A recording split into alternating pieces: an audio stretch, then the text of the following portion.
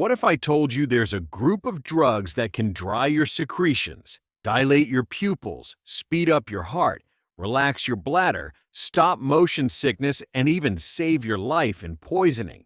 These are anticholinergic drugs, and today you'll understand them clearly and deeply. Let's master them step by step. What are anticholinergic drugs? Let's start by fixing the terminology.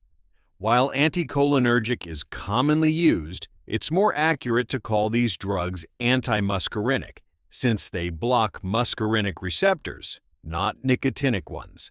Muscarinic receptors are classified from M1 to M5, each found in different organs. M1, mind and munch, found in the brain and stomach. They're involved in cognitive functions and gastric acid secretion. M2, two atria, too slow, located in the heart's atria, where they slow the heart rate. M3, mucus, muscle, and meiosis, found in smooth muscles of the lungs, bladder, and eyes. They cause muscle contraction, increase glandular secretion, and constrict the pupils. M4, movement modulator, found in the CNS, specifically the striatum.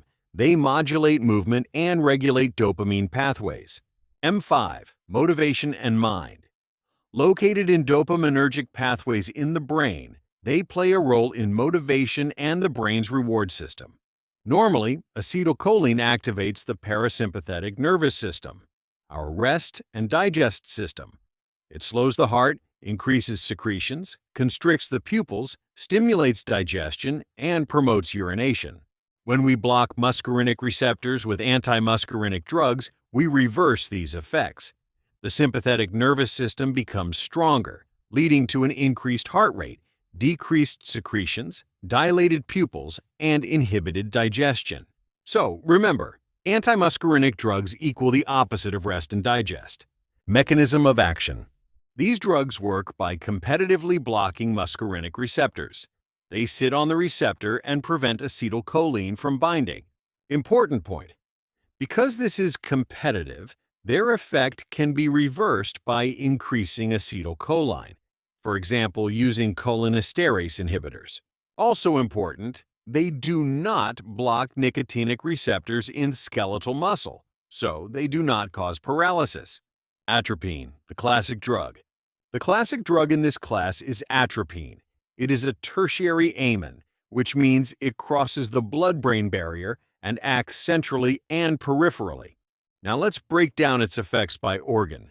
In the eye, causes mydriasis or pupil dilation, causes cycloplegia, loss of accommodation for near vision, blurred near vision, can worsen angle closure glaucoma. In the heart, blocks M2 receptors, increases heart rate, used to treat bradycardia. In the lungs, reduces secretions. Mild bronchodilation. In the GI tract, reduces motility, relieves spasms, not effective for ulcers. In glands, causes dry mouth, decreased sweating, dry eyes, and decreased sweating can cause hyperthermia, especially dangerous in children. Atropine is used for bradycardia, preoperative reduction of secretions, antispasmodic for GI cramps, and as an antidote for organophosphate poisoning. In poisoning, acetylcholine levels become extremely high. Atropine blocks the dangerous muscarinic overstimulation. This can be life-saving. Scopolamine. Now let's talk about scopolamine. It's similar to atropine, but with more CNS effects. It causes sedation, blocks short-term memory, and prevents motion sickness. It's available as a patch that lasts 3 days. Important. It works better as prevention, not treatment after symptoms start. Respiratory antimuscarinics. Some antimuscarinics are designed only for the lungs.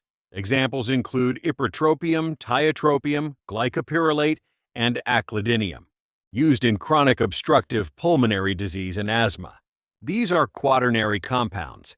That means they do not cross the blood-brain barrier, have minimal systemic side effects, and mainly provide bronchodilation. They block M3 receptors on bronchial smooth muscle, causing airway relaxation. Overactive bladder drugs. Drugs like oxybutynin, solifenacin, darafenacin, trospium, and tolterodine block M3 receptors in the bladder. Effects include decreased bladder contractions, increased bladder capacity, and reduced urgency. But side effects still include dry mouth, constipation, and blurred vision because muscarinic receptors exist everywhere. Antimuscarinic toxicity. Antimuscarinic toxicity is very predictable. Remember this classic phrase: hot as a hare, blind as a bat, dry as a bone, red as a beet, mad as a hatter. That means hyperthermia, dilated pupils, dry skin and mouth, flushed skin, confusion, delirium, hallucinations. Severe toxicity can lead to coma and death. Treatment: low doses of cholinesterase inhibitors like physostigmine. Brief note on neuromuscular blockers. Not all cholinergic antagonists are muscarinic blockers. Some block nicotinic receptors at the neuromuscular junction. Non-depolarizing example: rocuronium, used in surgery for muscle relaxation. Depolarizing example: succinylcholine, used for rapid intubation. These cause muscle paralysis, not the typical antimuscarinic effects. Final summary, high-yield recap. Antimuscarinic drugs block muscarinic receptors and inhibit parasympathetic activity. They increase heart rate, decrease secretions, dilate pupils, and relax smooth muscle. Main uses include bradycardia, motion sickness, COPD, overactive bladder, and organophosphate poisoning. Side effects are predictable and dose-dependent. If this made anticholinergic drugs finally clear for you, like the video, subscribe, and comment what topic you want next.